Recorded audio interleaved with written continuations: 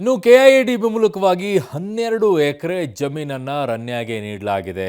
ಹಿಂದಿನ ಸರ್ಕಾರದಲ್ಲಿ ಜಮೀನನ್ನು ನೀಡಲಾಗಿದೆ ಅನ್ನುವಂಥದ್ದು ಬಹುದೊಡ್ಡದಾಗಿ ಕೇಳಿ ಬಂದಿತ್ತು. ಆದರೆ ಈಗ ಇದಕ್ಕೆ ಹೊಸ ಟ್ವಿಸ್ಟ್ ಸಿಗ್ತಾ ಇದೆ.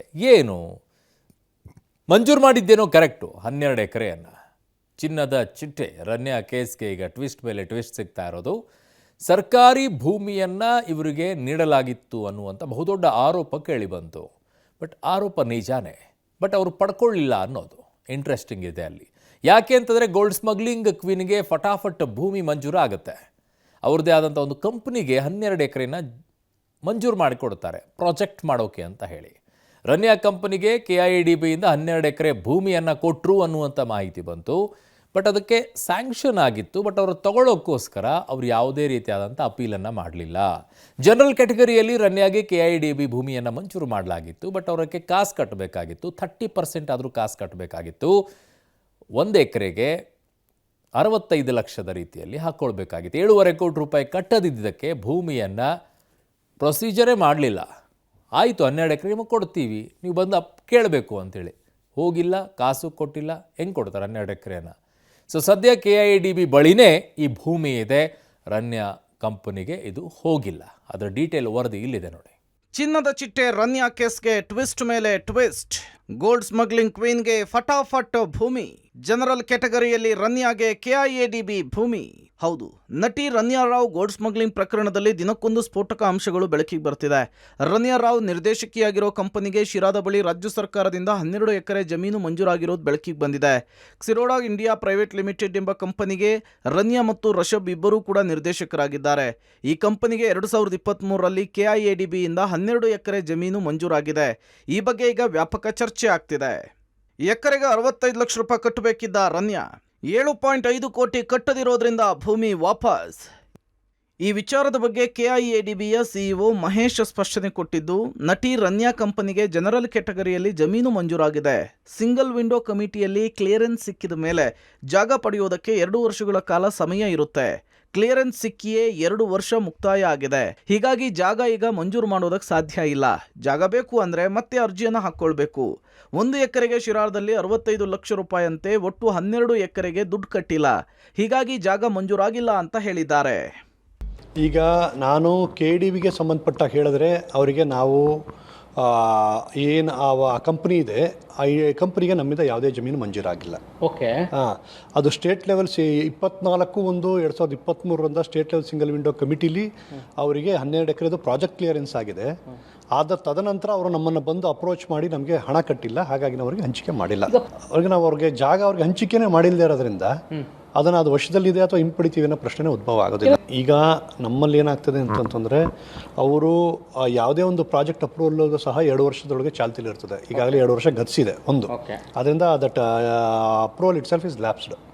ಈಗ ಅವ್ರು ಮತ್ತೆ ನಮ್ಮನ್ನು ಒಂದು ಅಪ್ರೋಚ್ ಮಾಡಿ ಮತ್ತೆ ನಾವು ಅವರಿಗೆ ಹಣ ಕಟ್ಸ್ಕೊಂಡು ಜಾಗ ಮಂಜೂರಾತಿ ಮಾಡೋ ಪ್ರಶ್ನೆ ಉದ್ಭವ ಆಗೋದಿಲ್ಲ. ಬಿಜೆಪಿ ಸರ್ಕಾರದ ಅವಧಿಯಲ್ಲಿ ಭೂಮಿ ಮಂಜೂರು, ಕಾನೂನು ಪ್ರಕ್ರಿಯೆಯಲ್ಲಿ ತಪ್ಪಾಗಿದ್ರೆ ಕ್ರಮ. ಇನ್ನು ಕೆಐಎಡಿಬಿಯಿಂದ ಚಿನ್ನದ ಸ್ಮಗ್ಲರ್ ನಟಿ ರಮ್ಯಾಗೆ ಜಮೀನು ಮಂಜೂರಾದ ಬಗ್ಗೆ ಸಚಿವ ಎಂಬಿ ಪಾಟೀಲ್ ಪ್ರತಿಕ್ರಿಯಿಸಿ, ಬಿಜೆಪಿ ಸರ್ಕಾರದಲ್ಲಿ ಹೈ ಲೆವೆಲ್ ಕಮಿಟಿಯಲ್ಲಿ ಲ್ಯಾಂಡ್ ಅಲೋಕೇಶನ್ ಆಗಿದೆ. ನಮ್ಮ ಸರ್ಕಾರದಲ್ಲಾಗಲಿ ನಮಗಾಗಲಿ ಇದಕ್ಕೆ ಸಂಬಂಧ ಇಲ್ಲ. ಲ್ಯಾಂಡ್ ತೆಗೆದುಕೊಂಡು ಕಂಪನಿಯನ್ನು ಕಟ್ಟಿದ್ದಿದ್ರೆ ಮುಟ್ಟುಗೋಲು ಹಾಕ್ಕೊಳ್ತೇವೆ. ಕಾನೂನು ಪ್ರಕ್ರಿಯೆಯಲ್ಲಿ ತಪ್ಪಾಗಿದ್ರೆ ಕ್ರಮ ಕೈಗೊಳ್ತೇವೆ ಅಂತ ಹೇಳಿದ್ದಾರೆ. ಇನ್ನು ಗೃಹ ಸಚಿವ ಪರಮೇಶ್ವರ್, ನಮ್ಮೂರು ತುಮಕೂರು, ನನಗೂ ಶಿರಾದಲ್ಲಿ ಜಮೀನು ಮಂಜೂರಾಗಿರೋದು ಕೇಳಿ ಶಾಕ್ ಆಯಿತು. ಆ ಜಾಗ ಕೊಟ್ಟಿರೋದು ಗೊತ್ತಿರಲಿಲ್ಲ ಅಂತ ಹೇಳಿದ್ದಾರೆ. ಇದು ಜನವರಿ 23 ಅಂದರೆ BJP ಹಿಂದಿನ ಸರ್ಕಾರದಲ್ಲಿ ಹೈ ಲೆವೆಲ್ ಕಮಿಟಿಯಲ್ಲಿ ಇದು ಅಲೋಕೇಶನ್ ಆಗಿದೆ ಏನ್ರಿ. ಸೊ ನಮ್ಮ ಈ ಸರ್ಕಾರಕ್ಕೂ ಅಥವಾ ನಾವು ಬಂದಮೇಲೆ ಅದು ಕೂಡ ಸಂಬಂಧ ಇಲ್ಲ. ಅಲ್ಲಿ ಅವ್ರು KIDB ಲ್ಯಾಂಡ್ ತೊಗೊಂಡು ಅವ್ರೇನಾದ್ರು ಉದ್ದೇಶ ಏನಿತ್ತು, ಅಲ್ಲಿ ಫ್ಯಾಕ್ಟ್ರಿ ಯಾವ ಫ್ಯಾಕ್ಟ್ರಿ ಮಾಡೋಕ್ಕೆ TMT ಫಿನೋದು ಮಾಡೋಕ್ಕಂತ ಒಂದು ಮಾಡೋದು ಅಂತೇಳಿ ನಾನು ನೋಡಿದೆ, ಓದಿದೆ ಅದರಲ್ಲಿ ನಾನು ಕೂಡ ನಿಂತಂತೇಳಿ. ಈಗ ಸರಿಯಾದ ಮಾಹಿತಿಯನ್ನು ನಾವು ತೆಗೆದುಕೋತೀವಿ. ಅಲ್ಲಿ ಇಂಡಸ್ಟ್ರಿ ಅವ್ರು ಮಾಡಿದರೆ ಇಂಡಸ್ಟ್ರಿ ಅದು ಲ್ಯಾಂಡ್ ತೊಗೊಂಡು ಲ್ಯಾಂಡ್ ತೊಗೊಂಡು ಅವ್ರು ಮಾಡಿದ್ರೆ ಅದು ಮುಟ್ಗೋಲು ಹಾಕ್ಕೋತೀವಿ ಅಷ್ಟೇ. ನೋಡ್ತೀನಿ, ನಾನೆಲ್ಲ ಫೈಲ್ಸ್ ತರಿಸಿ ನೋಡಿ ಕಾನೂನಾತ್ಮಕವಾಗಿ ಪ್ರೊಸೀಜರಲ್ ಏನು ಲ್ಯಾಪ್ಸ್ ಇದ್ದರೆ ಕ್ರಮ ಕೈಗೊಳ್ತೀವಿ. I also saw, I hail from Tumkur because, I was told this was allotted in January when BJP was in power. Gold smuggling ಕೇಸ್ನ ಮಾಸ್ಟರ್ ಮೈಂಡ್ ರನ್ಯಾ. ಗೋಲ್ಡ್ ಗರ್ಲ್ನಿಂದ 4 ಕೋಟಿ 83 ಲಕ್ಷ ತೆರಿಗೆ ವಂಚನೆ. ಚಿನ್ನದ ಬೆಡಗಿ ರನ್ಯಾ ಪ್ರಕರಣದ ಬಗ್ಗೆ ಬಗೆದಷ್ಟು ರಹಸ್ಯಗಳು ಹೊರಬರುತ್ತಿದೆ. ಇಡೀ ಗೋಲ್ಡ್ ಸ್ಮಗ್ಲಿಂಗ್ ಪ್ರಕರಣದ ಕಿಂಗ್ ಪಿನ್ ನಟಿ ರನ್ಯಾ ರಾವ್ ಆಗಿದ್ದು, ಈವರೆಗಿನ ಬರೋಬ್ಬರಿ 4,83,72,000 ಸುಂಕ ವಂಚನೆಯನ್ನ ಮಾಡಿದ್ದಾಳೆ.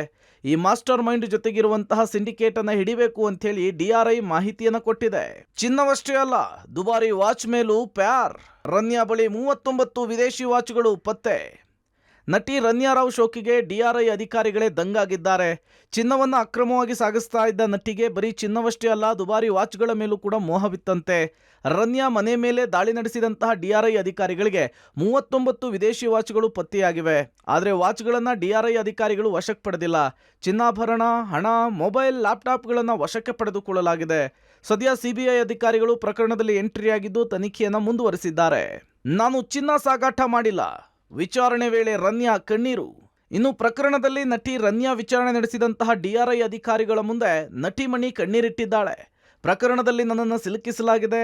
ಈ ಹಿಂದೆ ಯಾವತ್ತೂ ಕೂಡ ಚಿನ್ನ ಸಾಗಾಟ ಮಾಡಿಲ್ಲ. ಈ ಬಗ್ಗೆ ನನಗೂ ಗೊತ್ತಿಲ್ಲ ಅಂಥೇಳಿ ಯಾವುದೇ ಪ್ರಶ್ನೆಗೂ ಕೂಡ ಸೂಕ್ತ ಉತ್ತರವನ್ನು ಕೊಡ್ತಿಲ್ಲ ಅಂತ ಹೇಳಲಾಗ್ತಿದೆ.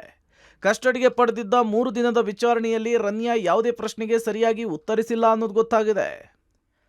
ಒಟ್ಟಾರೆ ಚಿನ್ನದ ಚೋರಿ, ಗೋಲ್ಡ್ ಸ್ಮಗ್ಲಿಂಗ್ ಕ್ವೀನ್ ನಟಿ ರನ್ಯಾ ರಹಸ್ಯ ಬಗೆದಷ್ಟು ಬಯಲಾಗ್ತಿದೆ.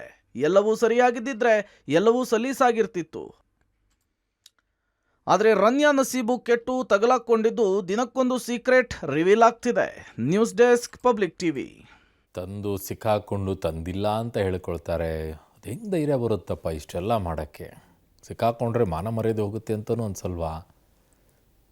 ಸಣ್ಣ ಸಣ್ಣ ವಿಚಾರಗಳಿಗೇನೋ ಒಂಥರ ಆಗುತ್ತೆ. ಇವರು ಅದೆಂಥ ಧೈರ್ಯ ರೀ, ಅಲ್ಲಿಂದ ಇಲ್ಲಿ ಹೊತ್ಕೊಂಡು ಬರುವಂಥ ವಿಚಾರ. ಬಂದಿದ್ದರೆ ಅವ್ರು ಬಂದಿಲ್ಲ ಅಂತಿದ್ದಾರೆ. ಈಗ ಬಂದಿದ್ದಾರೆ ಅನ್ನೋದನ್ನು ಪ್ರೂವ್ ಮಾಡಬೇಕು. ಎಲ್ಲವೂ ಕೂಡ ಡಾಕ್ಯುಮೆಂಟ್ಸ್ ಇರುತ್ತಲ್ಲ, ಎವಿಡೆನ್ಸ್ ವಿತ್ತಲ್ಲೇ.